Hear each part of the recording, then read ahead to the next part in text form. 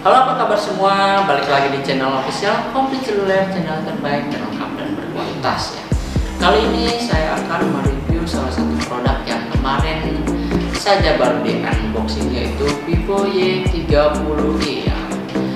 Vivo Y30i ini terbilang standar atau bahkan di bawah rata-rata smartphone di kelasnya, karena hanya ditenagai oleh SoC MediaTek Helio P35 octa-core dan dibekali dengan baterai berkapasitas 5000 mAh. Y30i ini dikatakan sebagai varian murah dari Vivo Y30 dengan layar Ultra OLED screen atau bisa dibilang punch-hole kamera ya untuk layar bagian depannya.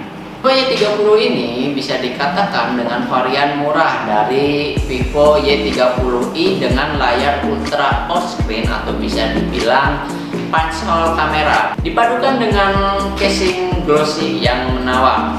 Oke, sebelum masuk ke review Vivo Y30i ini, kalian bisa tekan tombol subscribe untuk terus mendukung channel ini agar terus berkembang. Nah, untuk reviewnya di sini saya akan membahas tentang kameranya dan untuk videonya juga. Lalu kita akan mencoba untuk tes gaming ya untuk di Vivo Y30i ini. Oke, langsung saja kita masuk ke video.